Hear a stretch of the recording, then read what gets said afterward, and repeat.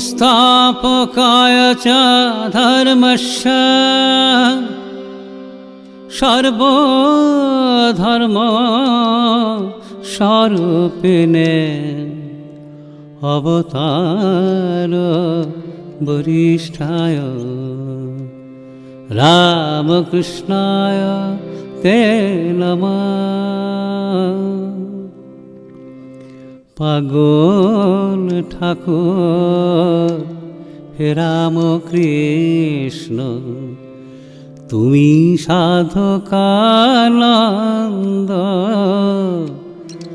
पागल ठाकुर हे राम कृष्ण तुमी साधकानंद।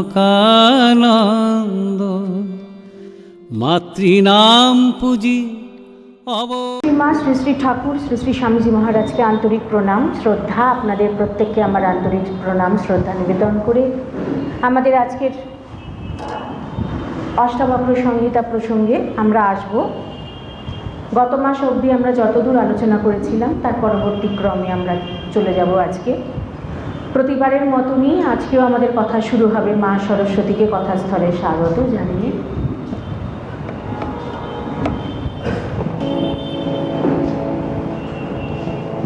या कुन्देन्दुतुषारहार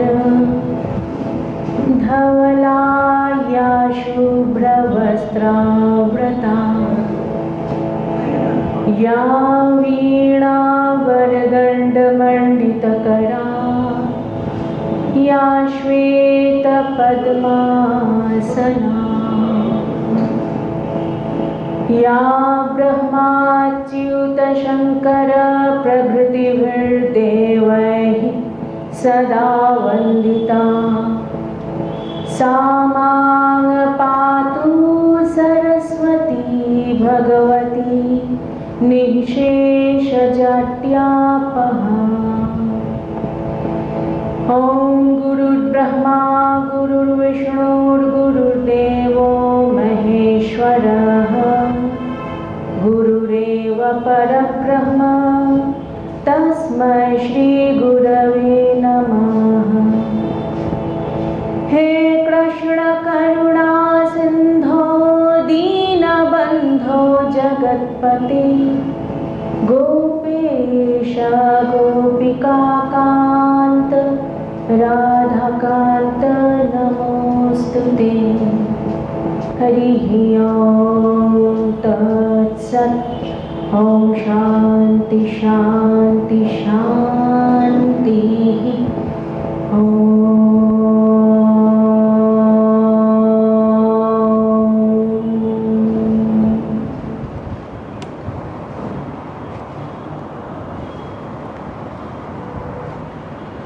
আপনাদের সকলকে আমার প্রণাম জানিয়ে আজকের কথা শুরু করছি।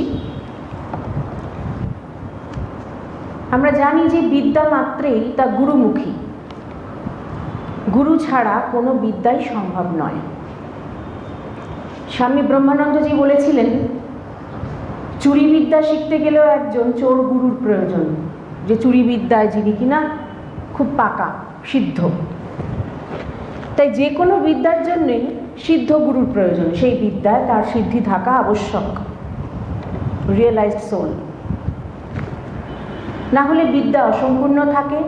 নিজের চেষ্টায় অনেক দূর এগোনো গেলেও কোথাও না কোথাও গিয়ে আটকাতে হয়, এবং সেই ক্ষেত্রে তখন আলোর সন্ধান করতে হয় যে কেউ যদি আমাকে পথ দেখিয়ে দেন।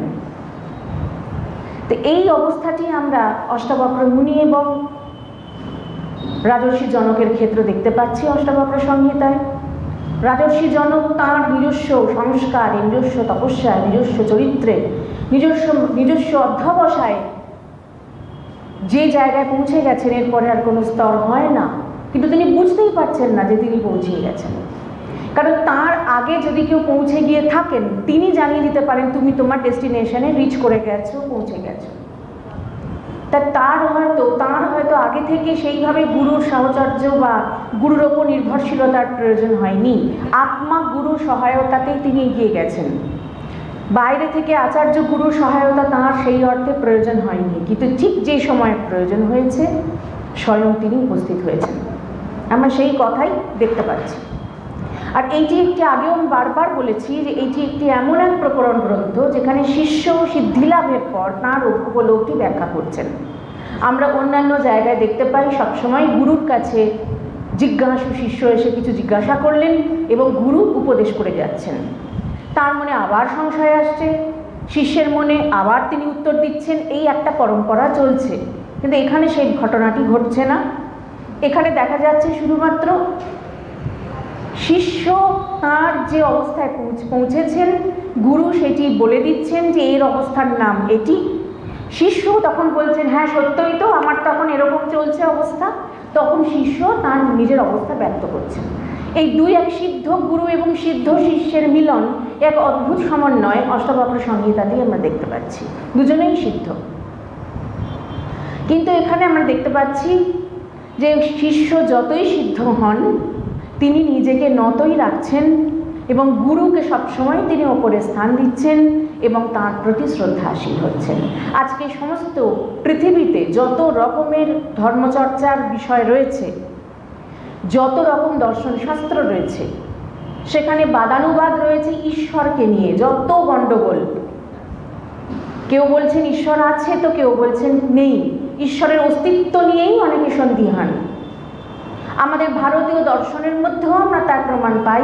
আগেও বলেছি, যেমন স্বামীজির বাড়িতে চর্চা হচ্ছে সাংখ্যকারিকা, সেখানে ঈশ্বরের কোনো অস্তিত্বই নেই।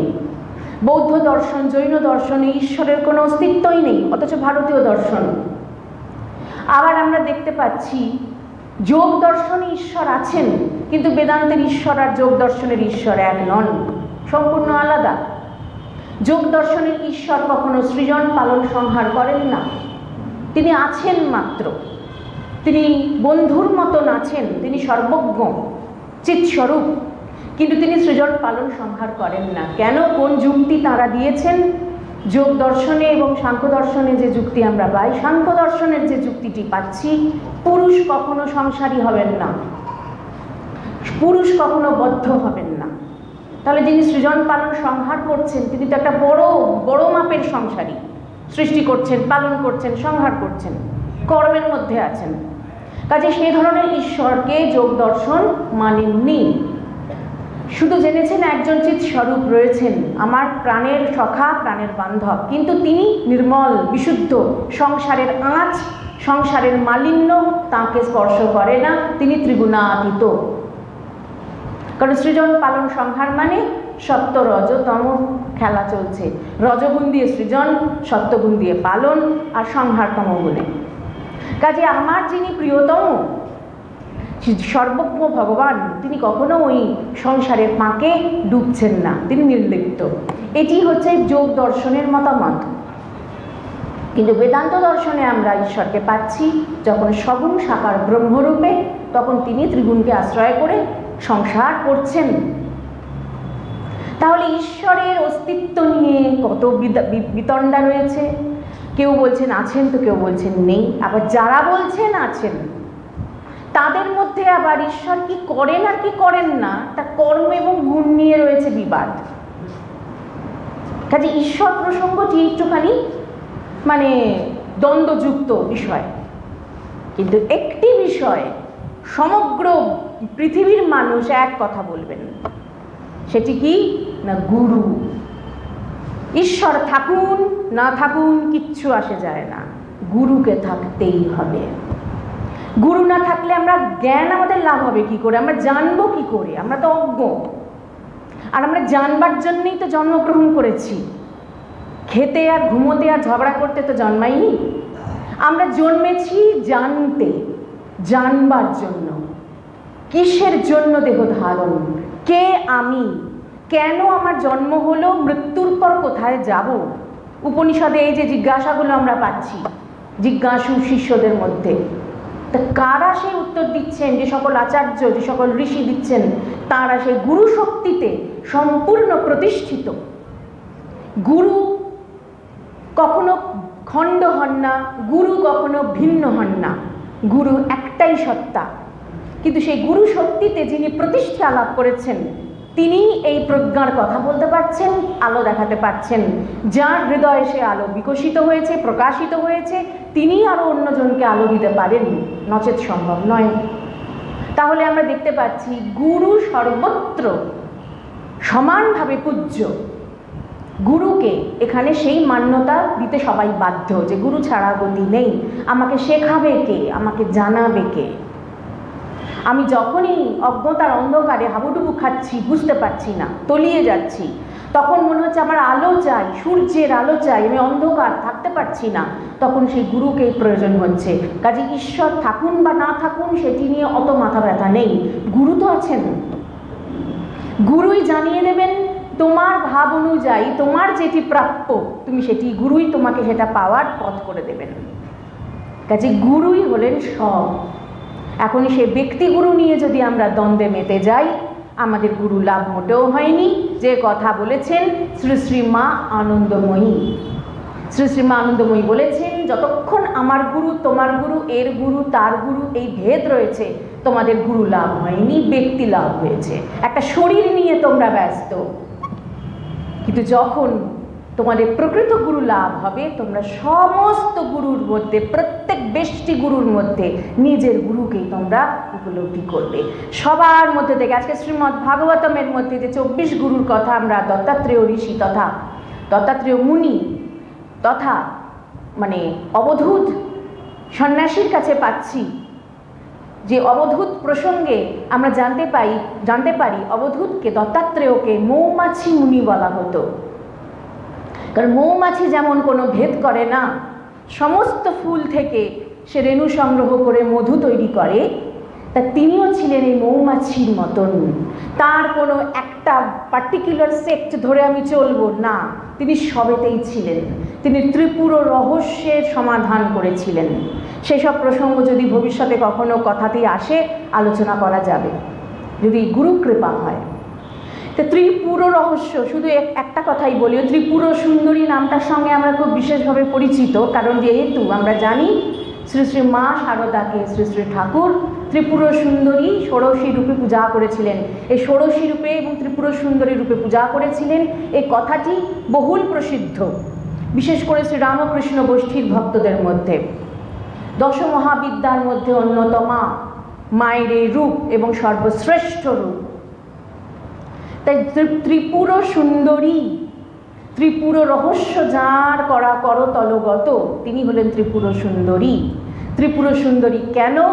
3টি পুরীতে যিনি একজনই স্বামিনী বা অধিক কর্তৃ, যিনি হলেন সুপ্রিম অথরিটি, তিনি হলেন সেই ত্রিপুর সুন্দরী।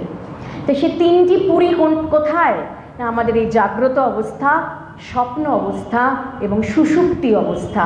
এই 3টি পুরীতে, এই 3টি পুরী বা 3টি নগরীতে, এই জাগ্রত নগরী, স্বপ্ন নগরী আর সুষুপ্তি নগরীতে যিনি একাই কর্ত্রী, তিনি হলেন ত্রিপুর সুন্দরী। আর এই ত্রিপুর রহস্যের সমাধান করেছিলেন ঋষি মুনি দত্তাত্রেয়। সতী অনসূয়ার তিনি পুত্র আমরা জানি, এবং তার পিতার নাম অত্রি ঋষি, তাও আমরা জানি। তো সতী অনসূয়াকে ব্রহ্মাজি, বিষ্ণুজি আর মহেশ্বর ভগবান পরীক্ষা করতে এসেছিলেন যে ইনি কত বড় সতী, এত সতীত্বের মহিমা শুনিয়ে এই রমণীর আমাদের পরীক্ষা করে দেখতে হবে। একবার বোধহয় সে প্রসঙ্গে এখানে আলোচনাও করেছিলাম অনেক দিন আগে, গত বছর সম্ভবত আমার মনে হচ্ছে। তো সেইখানে দেখেছিলাম, জানি আমরা সেই বিখ্যাত ঘটনা, যে সেই 3 জন এসেছেন ছদ্মবেশে, অতিথির বেশে এসে বলেছেন অতিথি দেও ভব, যেটি আমাদের ভারতীয় সংস্কার, অতিথিকে ঈশ্বর বোধে সংস্কার করতে হয়, সৎকার করতে হবে। তা কি সৎকারের জন্য তারা কি চেয়ে বসলেন ঋষি অত্রির কাছে? না, তোমার পত্নীকে আমাদের কাছে পাঠিয়ে দাও। পত্নীও বুদ্ধিমতী এবং তিনি বিচক্ষণ মেধার অধিকারিণী, ব্রহ্ম বিদুষী। তো তিনি বুঝতে পেরে গেছেন যে এটা একটা ছলনা হচ্ছে, আমাকে পরীক্ষা নেওয়ার একটা পরিকল্পনা। তিনি যোগ বলে বুঝতে পেরে গেলেন এরা কারা। তিনি নীরব রইলেন এবং ব্রহ্মাজি, বিষ্ণুজি, মহেশ্বরজি ওই ছদ্মবেশে বললেন তোমাকে বিবশনা হয়ে আমাদের সামনে এসে দাঁড়াতে হবে। তখন তিনি বললেন হ্যাঁ দাঁড়াতে পারি, হে ত্রিনাথ আপনারা শিশুরূপ ধারণ করুন, আমি মাতৃরূপ ধারণ করছি। তখন তারা বুঝলেন, আরে বাবা, এ তো বিরাট সতী, সত্যই এর সতীত্বের সেই শক্তি, ব্রহ্মা বিষ্ণু মহেশ্বরের সেই ছলনাও যিনি ধরে ফেলতে পারেন, তাহলে তিনি কেমন নারী। তাই তখন তারা বললেন, মা, তোমার কাছে আমরা এই প্রার্থনা করছি, আমরা তিনজন একসাথে হয়ে, একটি শক্তি হয়ে তোমার গর্ভে সন্তান হয়ে আসতে চাই। তুমি আমাদের তিনজনকে একসাথে মাতৃস্নেহে লালন করো। তাতে সতী অনসূয়া সম্মতি দিলেন এবং পরবর্তীকালে ত্রিনাথ ওই এক রূপে ব্রহ্মা বিষ্ণু মহেশ্বর একসঙ্গে, ত্রিশক্তি একসঙ্গে এলেন ওই দত্তাত্রেয় মুনি হয়ে। এই জন্যে তিনি ত্রিপুর রহস্য জানেন, কারণ ব্রহ্মাজির হচ্ছে এই জাগ্রত অবস্থা, স্বপ্ন অবস্থা হচ্ছে বিষ্ণুজির অধিকারে, আর সুষুপ্তি শঙ্করজির অধিকারে।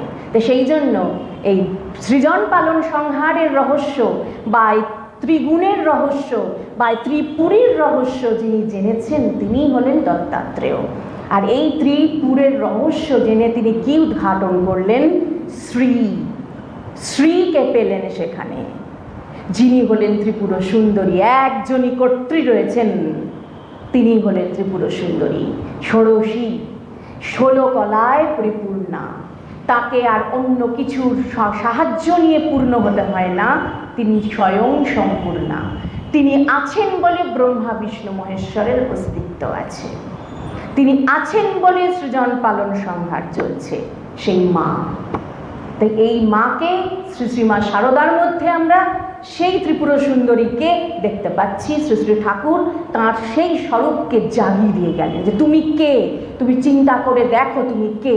তুমি নিজেকে এখন ভুলে আছো, তুমি বুঝতে পারছো না, তুমি সাধারণ একজন নিজেকে গ্রাম্য বধূ বলে মনে করছো, তুমি মনে করছো তুমি একজন সাধারণ একটি কিশোরী রমণী, নববধূ প্রায়, তুমি একদম অবগুণ্ঠনে আবৃতা, তুমি সংসার করছো, তুমি সবার স্বজন প্রতিপালন করছো, সেবা করছো, অন্তঃপুরচারিণী হয়ে রয়েছো। না, প্রকৃত তোমার স্বরূপ দেখো তুমি কে। ঠাকুর সেই লীলাটি করে গেলেন এবং সেই জন্য ওই উদ্বোধন করে দিলেন মায়ের মধ্যে। সে বোধকে মা জানতে শুরু করলেন একটু একটু করে, যে আমি কে। সে আমি কে জাগিয়ে দেন কে? সেই বোধটি শ্রী শ্রী গুরু। তা সেই জন্য আজকে আমরা এই যে অষ্টাবক্র সংহিতার মধ্যে সেই গুরুর প্রতি যে নমনীয়তা, শ্রদ্ধা আমরা দেখতে পাচ্ছি মুনি অষ্টাবক্রের প্রতি রাজর্ষি জনকের। তা দ্বিতীয় প্রকরণের মধ্যে আমরা যে জায়গায় ছিলাম, সেইখান থেকে আস্তে আস্তে এবার এগিয়ে যাই। আমরা আগের দিন তৃতীয় মন্ত্রটি পাঠ করেছিলাম, সেটি আবার আজকে পাঠ করে নিচ্ছি, যেখানে তিনি বলছেন, মানে শিষ্য বলছেন, জনক বলছেন কি, सा शरीरमहो विश्वं परित्यज्य मयाधुना कुतश्चित् कौशलादेव परमात्मा विलोक्यते यथा न तो यतो भिन्नास्तरङ्गाः फेन उद्बुधाः आत्मनो न तथा भिन्नं विश्वमात्मविनिर्गतम्। বললেন যে আজকে আমার কি আশ্চর্য, আমি কি ভ্রমের মধ্যে ছিলাম। আমি এখনো পর্যন্ত ভাবছিলাম নিজেকে বদ্ধ। কোথায়, আমি তো বদ্ধ নই। আমি আমার নিজের বোধে নিজেকেই আস্বাদন করছি। এখানে আস্বাদনের জন্য দুই নেই। ঠাকুর বলছেন আমি চিনি হতে চাই না, আমি চিনি খেতে চাই, মায়ের কাছে বলছেন। দুই থাকলে তবে তো আস্বাদন হবে, কিন্তু এইটি এমন ধরনের একটি আস্বাদন যার জন্য দুই দরকার হয় না। নিজের মধ্যে নিজে ডুবে থাকার একটা মাদকতা, সেই মাদকতাতে তিনি দেখছেন যে আমি নিজেকে যে এতদিন বদ্ধ ভাবছিলাম, কোথায়, আমার তো বদ্ধতা বলে কিছু ছিলই না আদৌ।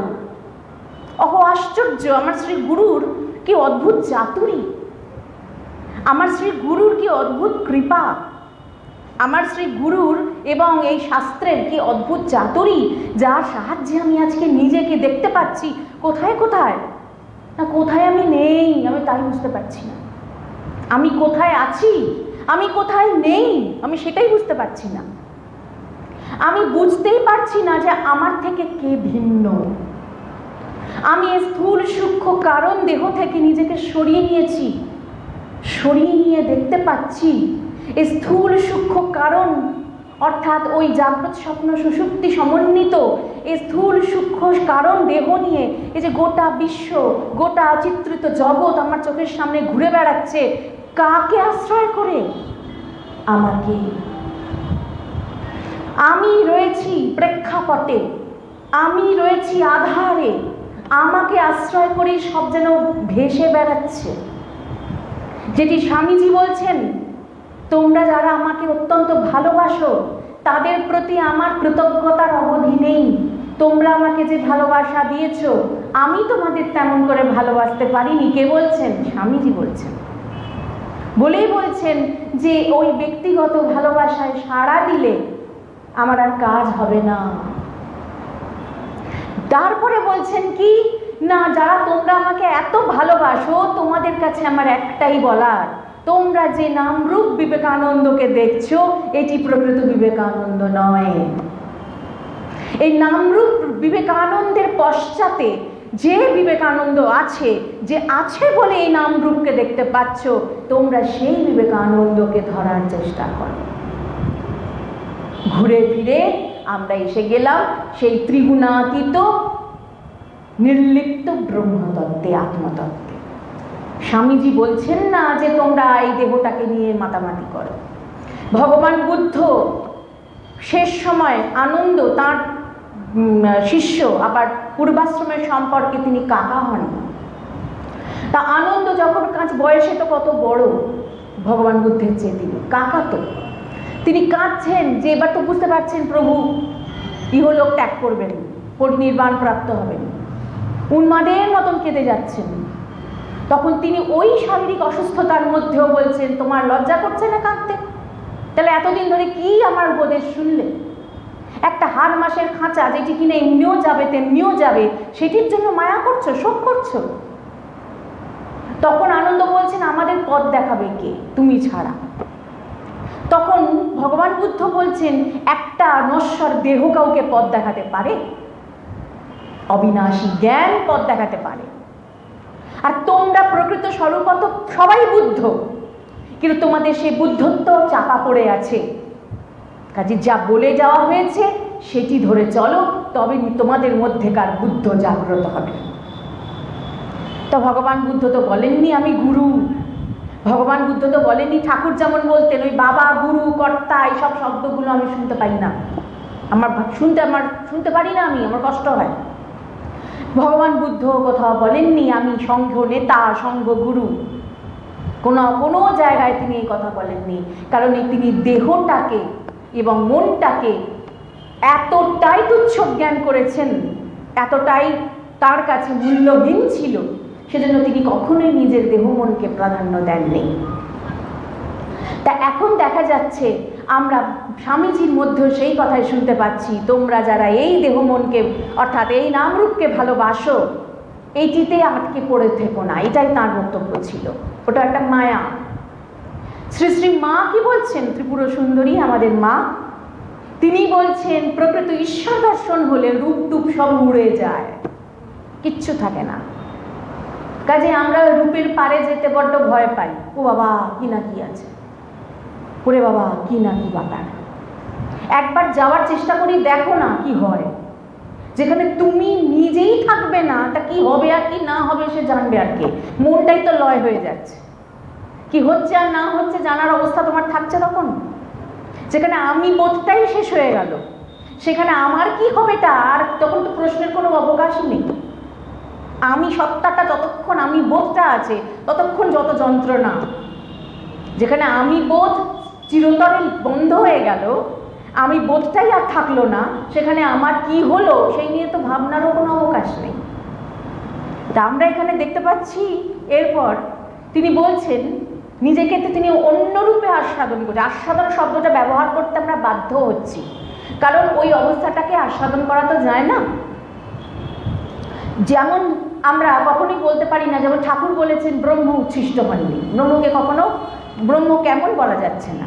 কিন্তু আমাদের অনেক কিছু, আমরা যেমন বলি চাঁদের মতো সুন্দর, একটা তুলনা দেবার জন্য ভগবানকে আমরা ভগবানের রূপ বর্ণনা এই জন্মাষ্টমী তিথি আসলো বলে আগত প্রায় ভগবান শ্রীকৃষ্ণচন্দ্র। আচ্ছা, শ্রী গোবিন্দকে চন্দ্র একটা সাধারণ উপগ্রহের সাথে তুলনা করা যায় কি? নশ্বর একটা উপগ্রহ, যিনি কিনা মানে কারণম অনাদিরাদি গোবিন্দ। কিন্তু জাগতিক মানুষ একটা তুলনা দেয়, কি করবে? তার কাছে তুলনা দেওয়ার মতন তো কিছু নেই। ভগবানের তুলনা ভগবান নিজেই, কিন্তু তার তুল্য বস্তু তো কিছু নেই। তাই আমাদের চোখে যেটিকে আমরা শ্রেষ্ঠ বা সুন্দর বলে মনে করি, সমাদর করি, আমরা তার সাথে আমাদের প্রিয় বস্তুকে তুলনা দিয়ে থাকি, প্রিয়জনের সাথে তুলনা দিয়ে থাকি। শ্রীকৃষ্ণচন্দ্র সোনার গৌরাঙ্গ, এটা সোনা একটা সাধারণ ধাতু, তার সাথে ভগবান শ্রীকৃষ্ণ চৈতন্যের রূপের বর্ণনা চলে। কিন্তু হরিতাল কোন ছাড়, সে তো মৃত্তিকার বিকার, তার সাথে গোড়া রূপের তুলনা হয় কখনো? সম্ভব না। কিন্তু কেন আমরা দিয়ে থাকি না, আমাদের যেইটুকু জানাশোনার বস্তু আছে সেটি দিয়ে একটু বোঝার চেষ্টা, একটা স্কেচ করার চেষ্টা। তাই ওই জন্য আস্বাদন শব্দটা ব্যবহার করতে আমরা বাধ্য হই। আত্মাস্বাদন, আত্মরতি, আত্মক্রীড়া, এই শব্দগুলো আমরা মুন্ডক পরিষদে পাচ্ছি। আত্মরতি, আত্মাতে রমণ হচ্ছে, নিজেকে নিজে রতি। কিন্তু যখন আমি এক, তখন আর দুই বস্তুই থাকছে না, তখন কে কাতে আনন্দ সম্ভব করবে? আনন্দ পেতে গেলে তো দুজন দরকার, দুই তত্ত্ব দরকার, সেখানে তো এক। তো সেই বিষয়টিকে আমরা বোঝার জন্য আস্বাদন শব্দটিকে ব্যবহার করে থাকি।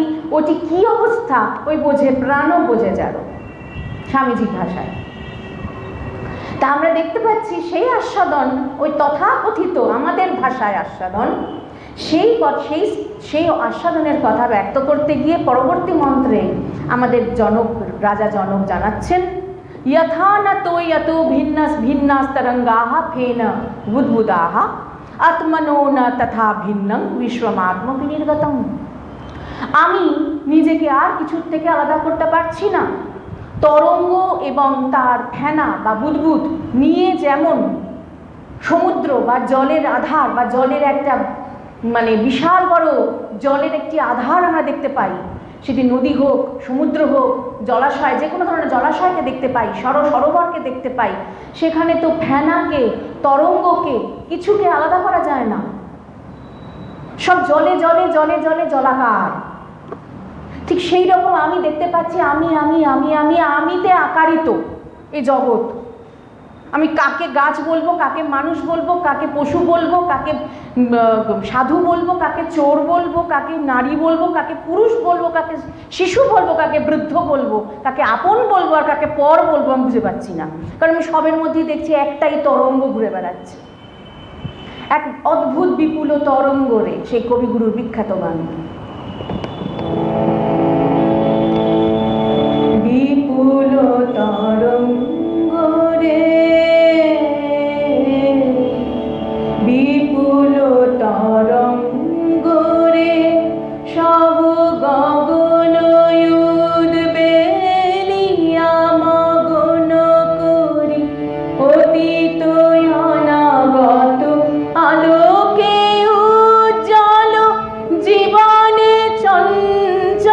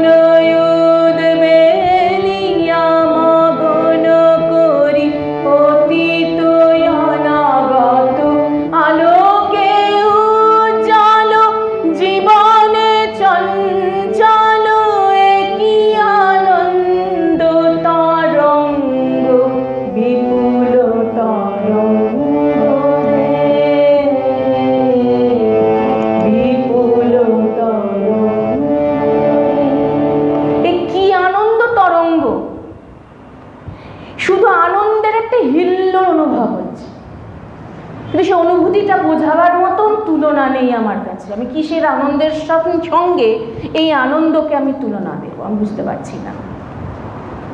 এই অবস্থা এখন আমরা জনকের মধ্যে দেখতে পাচ্ছি, একটা আত্মহারা আপ্লুত ভাব, একদম আত্মহারা অবস্থা। যতটুকু তার বাকশক্তি কাজ করছে, জোর করে হয়তো নিজের সেই বাকশক্তিটাকে তিনি বজায় রেখেছেন ইচ্ছা শক্তির জোরে, আর তিনি বলে যাচ্ছেন তার হৃদয়ের আবেগ। ওইটা আবেগও নয়, আমরা আবেগ বলতে ইমোশন বলতে যা বুঝি এটি সেইটাও নয়, কারণ এটা একটা এমন স্থিতি, যে স্থিতিটা যার হবে তিনিই বুঝবেন। কিন্তু ওই জাগতিক বা আমাদের এই স্থূল আবেগকে কেন্দ্র করেই তা প্রকাশ ঘটছে। যেমন এই স্থূল দেহটা প্রকাশিত হচ্ছে এক অদ্ভুত সূক্ষ্ম তত্ত্বের আধারে, যেমন আমরা সেটি আরুণী শ্বেতকেতু সংবাদের মধ্যে পাচ্ছি আমাদের ছান্দোগ্য উপনিষদের 6ষ্ঠ অধ্যায়। এখানে অনেক দিন ধরে বিবেকানন্দ সোসাইটিতে ওই ছান্দোগ্য উপনিষদের 6ষ্ঠ অধ্যায় এক টানা আলোচনা হয়েছে, ক্রমে সম্পূর্ণ ওই অধ্যায়টি এখানে আলোচনা হয়েছে। সে সময় পড়েছিলাম, অনেক বছর হয়ে গেল। তো সেইখানে আমরা দেখেছিলাম, যারা সে সময় সেটি শুনেছেন মনে থাকবে, অবশ্যই মনে থাকবে। আর শ্বেতকেতু আরুণী সংবাদ আগে ছেলেবেলায় মায়ের আপনাদের মতন যারা গুরুজন তারা ছোটবেলায় পড়েওছেন। সাধারণ সেই বাংলা ভাষায় যে উপনিষদের গল্পগুলো তখন পাওয়া যেত তারা ছেলেবেলায় পড়তেনও। এখন আর সেসবের তো কোনো চিহ্নমাত্র নেই। এখন রামায়ণ মহাভারতের গল্পই ঠিক করে ছেলেমেয়েরা জানতে পারছে না, শিশুরা।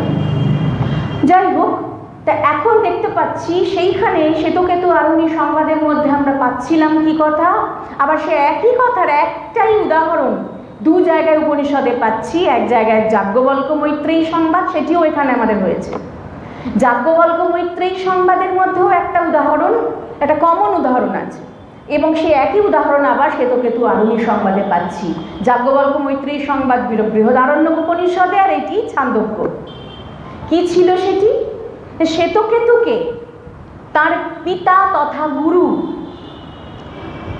ঋষি আরুণী বলছেন যে তোমাকে যদি একটি পাত্র দেওয়া হয়েছে, পাত্রের মধ্যে একটা সৈন্ধব খণ্ড, একটা নুনের টুকরো, লবণের টুকরো, সৈন্ধব জমাট বাঁধা লবণ ফেলে দিয়েছেন, দিয়ে ওর গলবার জন্য সারা রাত রেখে দিতে বলেছেন। ওর গলে গেছে, জলে সেটা মিশে গেছে। এবার পরদিন যখন বললেন যে পুত্র নিয়ে এসো সেই ভাণ্ড বা সেই পাত্র, জলপাত্রটি, শ্বেতকেতু নিয়ে এলো এবং বললেন তিনি যে এবারে তুমি বলো তো সৈন্ধব খণ্ডটা কোথায় গেল? দেখতে পাচ্ছি না। কাল তো তুমি নিজে হাতেই এর মধ্যে রেখেছিলে জলের পাত্রে। হ্যাঁ ছিল, তখন ছিল, কিন্তু এখন তো আর নেই। নেই কি? যে না পিতা, নেই তো। আর তুমি স্বাদ নিয়ে দেখো। এবারে সেই পাত্রের ওপরের অংশ থেকে স্বাদ নিচ্ছে, লবণ স্বাদ। বলছে কিরম স্বাদ লাগছে? লবণাক্ত। বলে আরেকটু হাতটা ডুবিয়ে সেখান থেকে একটু জল তুলে নিয়ে মুখে দিয়ে দেখো তো কেমন স্বাদ হয়? লবণাক্ত। ধার থেকে একটু জল তুলে নিয়ে মুখে নিয়ে দেখো তো কেমন লাগছে? লবণাক্ত। সবেতেই লবণাক্ত। বলে তাহলে তুমি নেই বললে কি করে? ওই সৈন্ধব খণ্ড তো নেই না, সারা বেশি করে আছে, এই জলে মিশে আছে। ঠিক সেই রকম ভাবে তত্ত্বমসি শ্বেতকেতো, শ্বেতকেতু তুমিও হলে ঠিক সেই রকম। তুমি তুমি এই রকম সমগ্র ব্রহ্মাণ্ডের মধ্যে ওই সৈন্ধব খণ্ডের মতন অদৃশ্য হয়ে লুকিয়ে মিলিয়ে আছো। নিজেকে খুঁজে নাও, আত্মানং বৃদ্ধি, নিজেকে খোঁজো, নিজেকে জানো তুমি কে। তুমি একটা হাড় মাসের খাঁচা নও, আর একটা সুখ দুঃখ অনুভবের একটা মন নও। তুমি সব কিছু পৃথক, তুমি মুক্ত, তুমি আনন্দ স্বরূপ। তোমার আনন্দেতে তুমি থাকো, সে আনন্দ সত্তাকে খোঁজো। তত্ত্বমসি, তুমি সে। ঠিক একই উদাহরণ আমরা যাজ্ঞবল্ক্য মৈত্রেয়ী সংবাদে পাচ্ছি। মৈত্রেয়ীকে তার পতি তথা গুরু ঋষি যাজ্ঞবল্ক্য একই উপদেশ করছেন। এইটি কমন উদাহরণ আমরা পাচ্ছি, একদম সাধারণ উদাহরণ। এছাড়া শ্বেতকেতুকে প্রচুর পরপর উদাহরণ দিয়ে শ্বেতকেতুকে বুঝিয়েছেন তার পিতা তথা গুরু আরুণী। তার মধ্যে একটি অন্যতম উদাহরণ, আমার খুব পছন্দের উদাহরণ এটি, কারণ তার সঙ্গে আমরা শ্রী শ্রী মায়ের একটি বাণীকে খুব মিল পাই, সাদৃশ্য পাই। শ্রী শ্রী মায়ের কাছে একজন শিষ্য এসে বলেছেন, মা, দীক্ষাকালে যে বীজ দিয়েছিলে, বীজের কি শক্তি খুব বেশি? কি আছে একটা ছোট্ট ধ্বনি, একটা ছোট্ট শব্দ, ওর মধ্যে কি এমন ক্ষমতা আছে? তখন মা বলেছিলেন, একটা বিশাল বটগাছ কি করে তৈরি হয়? বলেন যে একটা ছোট্ট বীজ থেকে। তাহলে বোঝো দেখি সে বীজের কেমন ক্ষমতা, ওইটুকু একটা দানা, তার থেকে অত বড় গাছ। তাহলে গুরুর দেওয়া বীজও ঠিক সেই রকম, তাকে যদি ঠিক মতন তুমি পালন করতে পারো, তার থেকে তুমি বিরাট বটবৃক্ষ পাবে। কাজে ওর ক্ষমতাকে তুমি তুচ্ছ করো না। মা বলছেন এই কথা, ঠিক সেই ধরনেরই কথা আমরা পাচ্ছি ওই বট ফল দিয়েই। গাছের নিচে বসে আছেন পিতা পুত্র, অনেক বট ফল পড়ে আছে। পুত্রকে পিতা বলছেন, শ্বেতকেতুকে আরুণী বলছেন, পুত্র একটি বট ফল তুলে নিয়ে এসো। নিয়ে এসেছে, বলে এটিকে ভাঙো। ভেঙেছে, বলে এর মধ্যে কি দেখতে পাচ্ছ? অসংখ্য বীজ, একটা নয়, অসংখ্য। বলে এই বীজগুলির কাজ কি? বলেন এই বীজগুলি থেকে আর গাছ হবে। বলি গাছটি কেমন হবে? না ঠিক এইরকম, এত বিরাট বট গাছ। কত বছর তার আয়ু তার ঠিক নেই, 400 বছর 500 বছর হতে পারে, এরকমও প্রাচীন বট গাছ। সেই বটের ঝুড়ি নেমে নেমে সেই শক্ত হয়ে গেছে, থামের মতন এক একটা, মানে তার ঝুড়ি নেমেছে। তো এইরকম বিরাট বট গাছ, তাহলে এক একটা দানার মধ্যে সেই ক্ষমতা আছে এক একটি এরকম এরকম বট গাছ তৈরি করবার। ঠিক আছে, বুঝলাম। তো একটা বটের দানা, মানে বীজের বট ফলের দানা বা বীজ তুলে নাও। তুলে নিয়েছেন পুত্র, বলে এটিকে ভাঙার চেষ্টা করো। কত ছোট জিনিস, ভাঙা যায় না, তাও কষ্টে সৃষ্টে হয়তো সেটিকে ভাঙা গেছে। যে এর মধ্যে কি দেখতে পাচ্ছ? কিচ্ছু না পিতা, কিছুই দেখতে পাচ্ছি না। পিতা তখন, আরুণী তখন বলছেন, ওই বটের ওই বীজটার মধ্যে কোনো ক্ষমতা নেই এত বড় বট বৃক্ষ তৈরি করা। ওই বটের বীজের মধ্যে, বটফলের বীজের মধ্যে অদৃশ্যভাবে যে আছে বলে এই গাছটাকে দেখতে পাচ্ছ। বীজটা শুধু মাধ্যম হয়েছে গাছটিকে প্রকট করার জন্য। তত্ত্বমসি শ্বেতকেতো, তুমি হলে সেই অদৃশ্য তত্ত্ব, তুমি সে। কাজে তুমি হলে সে আনন্দ হিল্লোল, তুমি হলে সে আনন্দের তরঙ্গ। যে কথাটি আগের মাসে হয়তো সম্ভবত বলেছিলাম কথা প্রসঙ্গে, যতক্ষণ আমরা প্রাণ দিয়ে বুঝি বা প্রাণ দিয়ে কিছু অনুভব করি, সেখানে কোনো গোলযোগ থাকে না। কিন্তু যখনই আমরা মন দিয়ে কিছু বোঝার চেষ্টা করি, তখনই আমাদের গোলযোগ, অশান্তি শেষ থাকে না। শুধু দ্বন্দ্ব আর দ্বন্দ্ব, শুধু ঠিক না ভুল, করা উচিত কি উচিত না, এ বলেছে সে বলেছে, এ খারাপ সে ভালো, নানান রকম জটলা। কিন্তু যে প্রাণে চলে এলাম, দেখা যাবে একই অক্সিজেন ওর শরীরেও আছে, একই অক্সিজেন এখানেও খেলা করছে, একই প্রাণ ওখানেও কাজ করছে, একই প্রাণ এখানেও কাজ করছে, একই প্রাণ পথের ধারে পড়ে থাকা একটি কুকুরের মধ্যেও কাজ করছে, একই প্রাণ ওই ঠাকুর ঘরের মিষ্টি জায়গাতে নকুলদানায় পিঁপড়ে হয়ে ঘুরছে, ওই একই প্রাণ, ওই একই প্রাণ।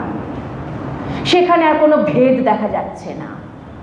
ওই একই প্রাণ সমস্ত সূক্ষ্ম তত্ত্বে সে রূপ ধারণ করে প্রকাশ হোক বা না হোক, সে আছে ওই আনন্দ হিল্লোল। প্রাণেতে গণ্ডগোল নেই, মনেতেই যত গোলমাল। কাজে মন দিয়ে যদি বোঝার চেষ্টা করা যায় শুধু অশান্তি, আর প্রাণ দিয়ে যদি কিছু বোঝার চেষ্টা করা যায় শুধু শান্তি আর আনন্দ। কাজে আমাদের প্রাণে থাকার শিক্ষা দিচ্ছেন এই সকল শাস্ত্র। সমস্ত দ্বন্দ্বের ঊর্ধ্বে যাও, মনের এই ধরনের প্রলোভনে পা না দিয়ে মনের পারে যাও, কারণ তুমি মন নও। মন তোমার একটি ইনস্ট্রুমেন্ট বা যন্ত্র মাত্র, কিন্তু তুমি মন নও। এটি হচ্ছে আসল কথা। আমাদের সাংখ্য দর্শন, বেদান্ত দর্শন, বৌদ্ধ দর্শন, জৈন দর্শন, যোগ দর্শন, ন্যায় বৈশেষিক যা আছে সবাই একই কথা বলছেন। আবার যদি আমরা চলে যাই অন্য কাল্টে, পৃথিবীর বিভিন্ন প্রান্তে যা যা আছে, সেখানে যদি সুফিজমে যাই সেখানেও এক কথা। এমনকি যদি আমরা কোয়ান্টাম ফিজিক্সে যাই সেখানেও এক কথা। কোয়ান্টাম ফিজিক্সের একটাই তত্ত্ব, তুমি হলে তরঙ্গ। তুমি কোনো মানুষও নও, তুমি পশুও নও, কোনো জীবজন্তুও নও, কোনো বস্তুও নও, তুমি একটা বিরাট তরঙ্গ, কসমিক এনার্জি।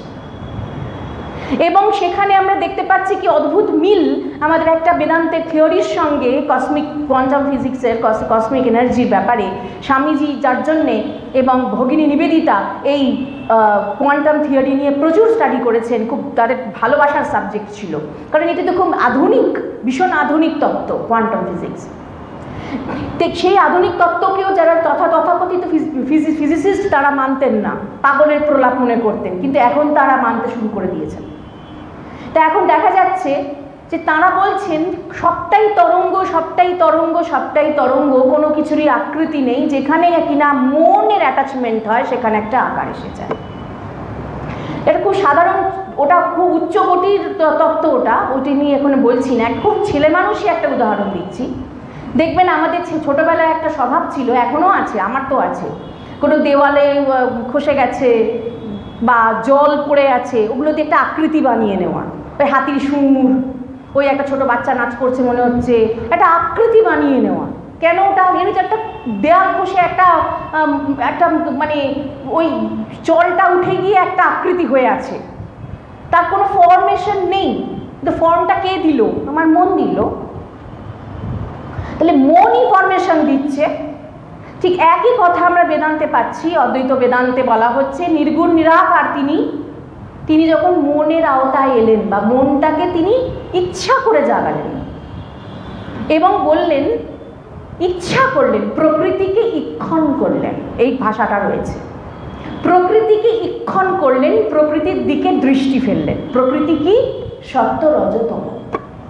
প্রকৃতির দিকে দৃষ্টি ফেললেন, তার মানে হচ্ছে তার একটা ইচ্ছা হলো, একটা ফর্ম আসুক, ফরমেশন তিনি ইচ্ছা করলেন খেলার ছলে।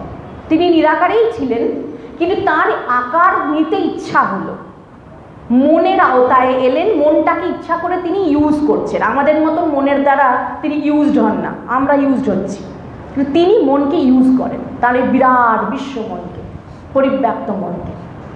তখন তিনি কি করছেন না, যখন তিনি সেই মনকে আশ্রয় করে বলছেন যে আমি প্রকৃতিকে ইচ্ছা করছি, মানে প্রকৃতির দিকে তাকাচ্ছি, প্রকৃতির দিকে দৃষ্টি দিলাম, তখন এই সৃষ্টি হতে লাগলো। আর উপনিষদে এই তত্ত্ব পাচ্ছি, বেদান্তের এটাই হচ্ছে সিদ্ধান্ত।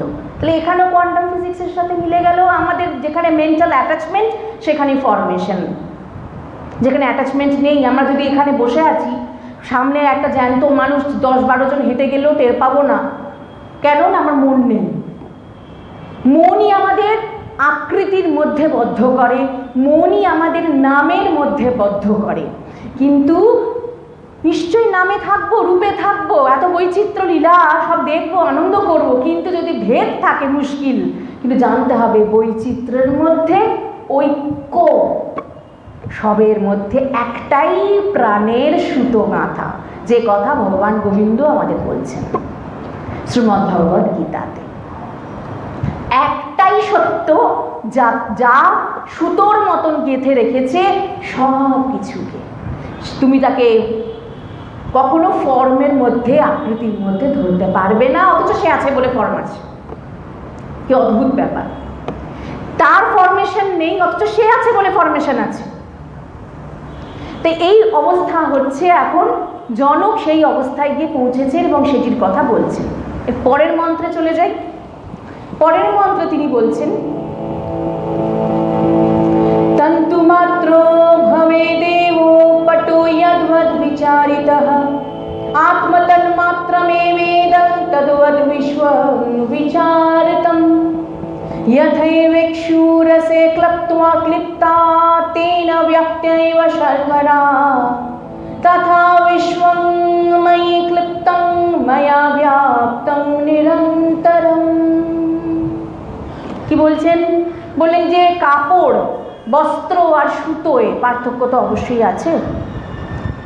সুতো এত এমনি পড়ে রয়েছে, আর একটা সুন্দর শাড়ি বা একটা জামা পরে রয়েছে, দুটোর মধ্যে তো পার্থক্য আছে। আমরা আপাত দৃষ্টিতে পার্থক্য দেখতে পাচ্ছি যে সুতো আলাদা, বস্ত্র আলাদা, কিন্তু যদি গভীর দৃষ্টিতে দেখা যায় বস্ত্রটা সুতো ছাড়া কিছুই না, বস্ত্র বলে কিছু নেই, ওই সুতোগুলো নিয়েই বস্ত্রটা তৈরি হয়েছে। তাহলে সুতো আর বস্ত্রের আপাত পার্থক্য আমরা দেখছি অজ্ঞানে, কিন্তু জ্ঞান দৃষ্টিতে দেখতে পাবো বস্ত্রেরই বরং কোনো অস্তিত্ব নেই, ওই সুতো আছে বলে বস্ত্র আছে। তাই জনক বলছেন আমি নিজেকে এরকম সুতোর মতন দেখতে পাচ্ছি, যেন আমি বুনন হয়ে আছি সবের মধ্যে, আমি আছি বলে এই জগৎকে আমি দেখতে পাচ্ছি, আমি সুতো। এই হচ্ছে বিরাট আমি, পাকা আমি, এই সাধারণ ক্ষুদ্র দেহ আমি নয়। এখানে জনকের জনকত্ব শেষ হয়ে গেছে, জনকের রাজার অভিমান শেষ হয়ে গেছে, জনকের পিতৃত্বের অভিমান শেষ হয়ে গেছে, জনকের পতিত্বের অভিমান শেষ হয়ে গেছে, জনকের প্রভুত্বের অভিমান শেষ হয়ে গেছে, সব চলে গেছে। তার জনকের দেহের অভিমান শেষ হয়ে গেছে, শুধু পড়ে রয়েছে অবশেষ আত্মবোধ। ভগবান শঙ্কর গায়ে যে ভস্য মাখেন ওই অবশেষ আত্মবোধকে শরীরে রঞ্জিত করেন। কার আত্মবোধ? ভক্তের আত্মবোধ। যে ভক্ত আত্মবোধ জাগ্রত করেছে ভগবান শঙ্কর শ্রী গুরু, তিনি তখন আনন্দিত হন যে আমার সিদ্ধ ভক্ত। তাই তার সে আত্মবোধকেই ওই ভস্য রাগ রূপে নিজের শরীরে ধারণ করেছেন। অবশেষ তদেকোবশিষ্ট শিব কেবলোহম। অবশেষ অবশিষ্ট রূপে দেখতে পাচ্ছি শিব মানে আত্মা ছাড়া আমি আর কিছু নই। সব পুড়ে ছাই হয়ে গেল, ওই ছাইটা তো রইল, ওই ছাইটাই আত্মতত্ত্ব। এটাও প্রতীক। ওই যে ওই বস্তুকে উদাহরণ দেওয়ার জন্য, তুলনা দেওয়ার জন্য আমাদের জাগতিক জড় বস্তুরই প্রয়োজন। কি করব, উপায় নেই, কিন্তু একটা মোটামুটি ধারণা দেওয়ার চেষ্টা। তারপরের মন্ত্রে বললেন, যেটি উচ্চারণ করলাম, তথৈবেক্ষুরসে ক্লপ্তা তেন ব্যক্তৈব শর্করা তথা বিশ্বং ময়ি ক্লপ্তং ময়া ব্যাপ্তং নিরন্তরম।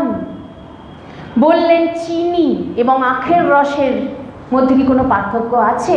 আপাত পার্থক্য আছে। শর্করার দানা, জমাট বাঁধা শর্করা, আর এমনি ক্ষুরস, ওটি তরল বস্তু, ওটি জমাট বাঁধা বস্তু। কিন্তু শর্করার দানাটির বাইরে ভেতরে সর্বত্রই ওই মিষ্ট আস্বাদন, মধুর, ওই ইক্ষুরসেরই সেই আস্বাদন। ঠিক সেই রকম আমি এই কল্পিত জগৎ, ক্লিপ্তা, এই কল্পনা শব্দটি এখানে পাচ্ছি। ওই যে মনের কথা আমরা বলছিলাম, এই কল্পিত জগৎ, এই কল্পিত জগতের এই কল্পনার যে আধার, সে হলাম আমি। আমারকে ভিত্তি করেই একটা অদ্ভুত কল্পনা রচনা হয়েছে। সেই কল্পনা প্রসূত এই জগৎ, এবং এই জগতেও আমি ওই শর্করার মতন বা ওই ইক্ষুরসের মতন অনুসূত হয়ে আছি। আমি হলাম এই জগৎ, সমস্তটাই জগতের মধ্যে আমি রয়েছি, সমস্ত জগৎ আমাতে রয়েছে। তো এই কথাগুলো আমরা পাচ্ছি। এবার ধীরে ধীরে আমরা কথার বিরামের দিকে যাই, আর বেশি এগোবো না। শুধু আপাতভাবে এইসব কথাগুলো খুব ভারী ভারী মনে হয়, ওরে বাবা সব মাথার উপর দিয়ে চলে গেল, কিছুই বুঝলাম না, এরকম একটা ভাব।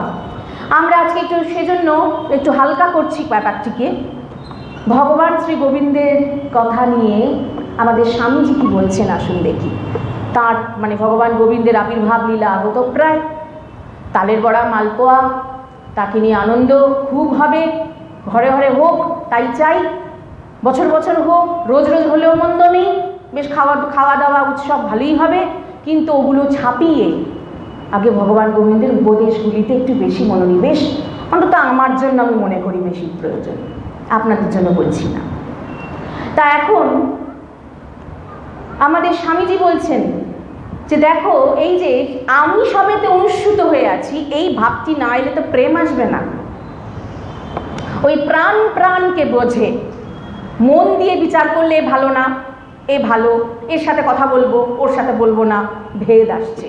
কিন্তু প্রাণ দিয়ে যখন অনুভব হয়, ও যা আমিও তা, কে সাধু আর কে চোর, কে ভালো আর কে মন্দ, সবার মধ্যেই তো আমি আছি, সেখানেই প্রেম। তাহলে অদ্বৈত অনুভব না এলে তো, ও অদ্বৈত উপলব্ধি না এলে তো প্রেম হবে না। তা এখন প্রকৃত প্রেমের লক্ষণ ব্যাখ্যা দিতে গিয়ে গোবিন্দের, ভগবান শ্রী গোবিন্দের প্রসঙ্গ আনছেন কে? স্বামী বিবেকানন্দ। তিনি তার কর্মযোগের মধ্যে বলছেন, শ্রীকৃষ্ণ বলিতেছেন, হে অর্জুন, আমাকেই দেখো না, আমি যদি এক মুহূর্ত কর্ম হইতে বিরত হই, সমগ্র জগৎ ধ্বংস হইবে। কারণ আমরা সগুণ সাকার ঈশ্বর বেদান্ত মতে ভগবানকে মানছি, তো সেই হিসেবে আমি যদি কর্ম থেকে বিরত হই তাহলে তৎক্ষণাৎ জগৎ ধ্বংস হইবে। কিন্তু কি ব্যাপার না, কর্ম করিয়া আমার কোনো লাভ নাই। তিনি তো মুক্ত পুরুষ, তার তো কর্মের প্রয়োজনই নেই। তিনি কর্ম কেন করছেন? আমাদের জন্য। তারপর কি বলছেন? আমি জগতের একমাত্র প্রভু, তবে আমি কর্ম করি কেন? জগৎকে ভালোবাসি বলিয়া। ঈশ্বর ভালোবাসেন বলিয়াই তিনি অনাসক্ত। প্রকৃত ভালোবাসা আমাদিগকে অনাসক্ত করে। যেখানেই দেখিবে আসক্তি, সেখানেই পার্থিব বস্তুর প্রতি আকর্ষণ, সেখানেই জানিবে উহা প্রাকৃতিক আকর্ষণ। কতকগুলি জড় বিন্দুর সহিত আরও কতকগুলি জড় বিন্দুর ভৌতিক আকর্ষণ মাত্র। কিছু যেন দুইটি বস্তুকে ক্রমাগত নিকটে আকর্ষণ করিতেছে, আর উহারা পরস্পর খুব নিকটবর্তী হইতে না পারিলেই যন্ত্রণার উদ্ভব হয়। কিন্তু প্রকৃত ভালোবাসা ভৌতিক বা শারীরিক আকর্ষণের উপর কিছুমাত্র নির্ভর করে না। এইরূপ প্রেমিকগণ পরস্পরের নিকট হইতে সহস্র মাইল ব্যবধানে থাকিতে পারেন, কিন্তু তাহাতে তাহাদের ভালোবাসা অটুট থাকিবে, উহা বিনষ্ট হইবে না, এবং উহা হইতে কখনো কোনো যন্ত্রণাদায়ক প্রতিক্রিয়া হইবে না। এই অনাসক্তি লাভ করা একরূপ সারা জীবনের সাধনা বলিলেও হয়। স্বামীজি বলছেন সারা জীবনের সাধনা, আমি বলবো অনন্ত জীবনের সাধনা। এক জীবনে অনাসক্তি লাভ করা বিরাট ব্যাপার। যিনি করতে পেরেছেন তিনি ধন্য। আর তারপর বললেন, কিন্তু উহা করিতে পারিলেই আমরা প্রকৃত প্রেমের লক্ষ্যস্থলে উপনীত হইলাম এবং মুক্ত হইলাম। তখন আমাদের প্রকৃতিজাত বন্ধন খসিয়া পড়ে এবং আমরা প্রকৃতির যথার্থ রূপ দেখিতে পাই। তাহলে ভগবান সবাইকে সমানভাবে ভালোবাসতে পারেন। তার কাছে উচ্চ নীচ, পণ্ডিত মূর্খ, নারী পুরুষ, ধনী দরিদ্র কোনো ভেদ নেই। পাপী পুণ্যাত্মা ভেদ নেই। কেন নেই? কারণ তিনি মা যেমন অত অকপটে বলে দিচ্ছেন, আমি সতেরো মা অসতেরো মা, সবাই আমার সন্তান। আত্মবোধে তিনি বুঝতে পারছেন, তার প্রাণ দিয়ে উপলব্ধি করছেন, সবার মধ্যে তো আমি খেলা করছি। তিনি তো বলছেন পিঁপড়ের মধ্যেও আমি আছি, বিড়ালের মধ্যেও আমি আছি। তাহলে সবের মধ্যে আমি আছি। এই অদ্বৈত বোধই হচ্ছে নিরাসক্ত অনাসক্ত প্রেমের একমাত্র কেন্দ্রবিন্দু। প্রেমকে সম্পূর্ণরূপে উপলব্ধি করতে গেলে আসক্তির পারে না গেলে প্রেমকে বোঝা যাবে না, নয়তো পার্সিয়ালিটি আসবে। এই আমার আপনজন, শুধু এর কথাই আমার মনে হচ্ছে, আর বাকিদের সব যাক যেখানে ইচ্ছে। কে বাঁচলো কি মরলো, কার কি হলো আমার দেখার দরকার নেই। যাকে আমার দরকার তাকে নিয়ে আমার থাকলেই হলো। ওখানে একটা সেলফিশনেস, একটা স্বার্থপরতা কাজ করছে। এবং সেটাও কেন কাজ করছে? নিজের এই দেহ মন, এই জড় বস্তুটাকে তৃপ্ত করার জন্য। যাকে টানা হচ্ছে তার তৃপ্তিটা বড় কথা না। আমি ওটাকে চাই, ওই বস্তুই হোক। এই শাড়িটা পছন্দ হয়েছে, ওটা আমার লাগবেই। ওই মানুষটাকে পছন্দ হয়েছে, আমার লাগবেই। কেন? আমাকে তৃপ্ত করব। আমি মানে ওই বিরাট আমি না, এই ছোট আমিটা। ওই জড় বিন্দুর সঙ্গে জড় বিন্দুর একটা আকর্ষণ চলছে। কোয়ান্টাম ফিজিক্স ওই একই কথা বলছে, শুধু একটা আকর্ষণের খেলা। কাজে আকর্ষণ যেখানে, একদিন না একদিন বিকর্ষণ আসতে বাধ্য। কিন্তু আনকন্ডিশনাল লাভ, যাকে স্বামীজি বলছেন তার লাভ ফর লাভ সেক, কখন আসবে?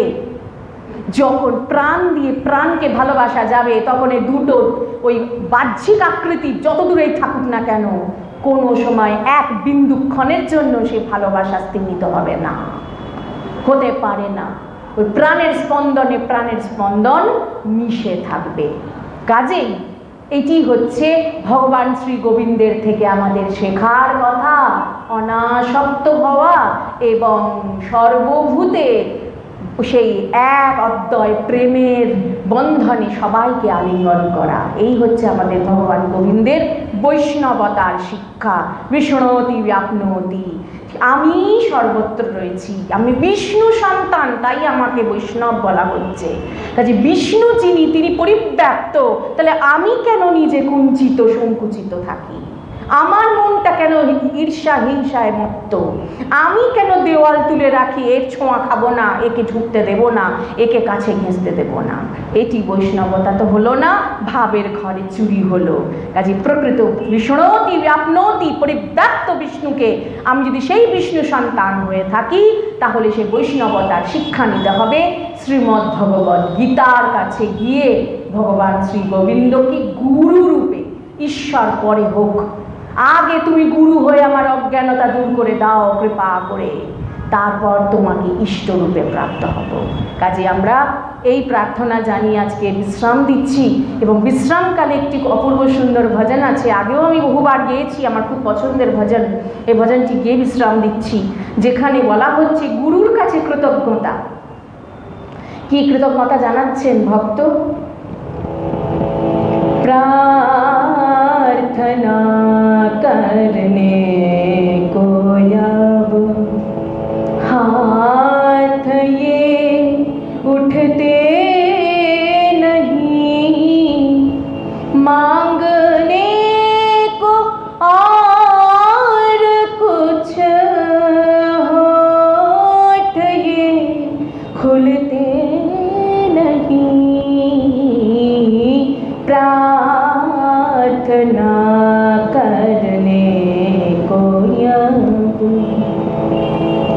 पाके तुझको क्या मांगूं, कुछ नहीं है सूझता, एक तेरा नाम मेरी रग रग में है गूंजता, जला दिए चिराग ऐसे बुझा ले, कोई बुझते नहीं, प्रार्थना करने को अब हाथ ये उठते नहीं, मांगने को और कुछ होठ ये खुलते नहीं, प्रार्थना करने को अब ज्ञान की गंगा में मेरी कर्मों को बहा दिया, मेरे कृष्ण रूप से मेरे कृष्ण रूप से मेरे परिचय करा दिया, मेरे कृष्ण रूप से मेरे परिचय करा दिया, कर रहे हैं शुक्रिया, आंसू आके रुकते नहीं,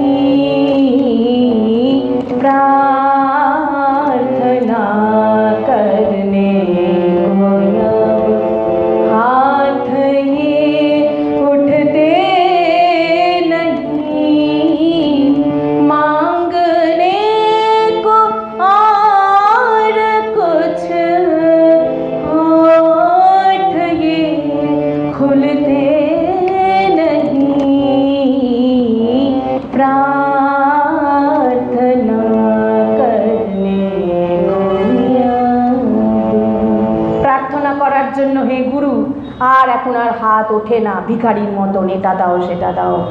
আর এখন আর ঠোঁটটাও নড়ে না চাইবার জন্য, হে গুরু এটা দাও সেটা দাও, কারণ আমি না চাইতেই তুমি যে অমূল্য সম্পদ আমাকে দিয়েছো, আমি যে আগে কল্পনাতীত ভাবতেই পারিনি। কি দিয়েছো না, মেরে কৃষ্ণ রূপ সে মেরে পরিচয় করা দিয়া। আমি সেই আত্মা, আমি সেই কৃষ্ণ, আমি সেই পরম শক্তি, তুমি যা আমিও তা। তত্ত্বমসি শ্বেতকেতো, যেমন আর উনি বলছেন শ্বেতকেতুকে, গুরু তুমি না থাকলে তো আমি আমাকে চিনতে পারতাম না, তাই তোমাকে আমি কি ভাষায় ধন্যবাদ দেব, ভাষাও আমার কাছে নেই। তাই কর রহে হ্যাঁ শুক্রিয়া, আঁসু আকে রুকতে নেই, কৃতজ্ঞতায় শুধু আমার দুই চোখ জলে ভেসে যাচ্ছে, এর বাইরে আর কোনো আমার ভাষা নেই। তা এই বলে আজকে শ্রী গুরুচরণে কৃষ্ণাং বন্দে জগৎগুরুং, তাঁকে স্বাগত জানাই, শ্রী গুরু রূপে তাঁর কাছে প্রার্থনা করি সকলের অন্তরে তিনি জাগ্রত হন, যেন তিনি প্রকাশিত হন। এই বলে আজকে এখানে কথার বিরাম দিচ্ছি।